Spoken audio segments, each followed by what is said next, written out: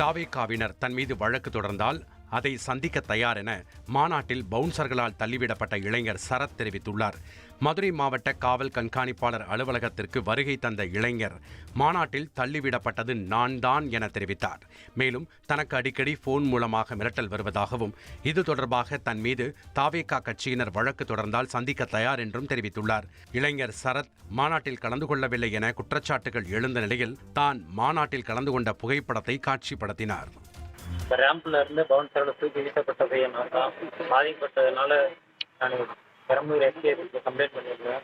மாநாட்டு அன்னைக்கு அரியலூரில் விடியகாலம் 3 மணிக்கு ட்ரெயின் ஏறி திருச்சி வந்துட்டு, திருச்சியிலேருந்து அதுல்யா ட்ரெயினில் ஏறி மதுரை வந்துட்டு, மதுரையிலேருந்து பெரியார் பஸ் ஸ்டாண்ட்லேருந்து மாநாட்டுக்கு போயிட்டேன். காரியப்பட்டி பஸ் ஏறி 76ஆம் நம்பர் பஸ் ஏறி மாநாட்டிலே திடல்கிட்டே போய் இறங்கிட்டேன். அங்கே நிர்வாகிகள் யாருமே உங்களை கூட்டு வரல? இல்லை, நான் இண்டிவிஜுவலாக தான் வந்தேன். இல்லைப்பா, உங்கள்கிட்ட வந்து புஷியானந்த் தரப்பில் எதுவும் பேசுகிறாங்க? புஷியானந்த் அவங்க தரப்புல எதுவும் பேசுகிறாங்களா? உங்களை எதுவும் மிரட்டுறாங்க? இன்ன வரைக்கும் யாரும் எதுவும் என்கிட்ட பேசல. ஆனால் த்ரெட்டன் கால்ஸ் நிறையா வந்துகிட்டு இருக்குது. பொய்ன்னு சொன்னாங்கன்னா எனக்கு 2-3 நாளாக இவ்வளோ ஃபோன் கால்ஸ் வரணும்னு எனக்கு எந்த ஒரு அவசியமும் இல்லை. இதுமாரி தலைமை செயலகத்திலேருந்து உங்கள்கிட்ட பேச சொன்னாங்க, என்ன நடந்துச்சு ஏதுன்னு கேட்டாங்க. எதுக்கு அம்மா இப்படி பொய்யான தகவலை கொடுத்துருக்காங்க அப்படின்னு சொன்னாங்க.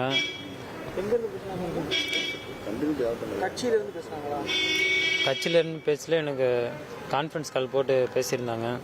கட்சியில் எந்த தாவேக்காலேருந்து பேசுனாங்க? தாவேக்காலேருந்து தான் பேசினாங்க. வேறு யாரெல்லாம் பேசுனாங்க? இல்லைப்பா, பொதுவாக மிரட்டல் வந்துதாங்க.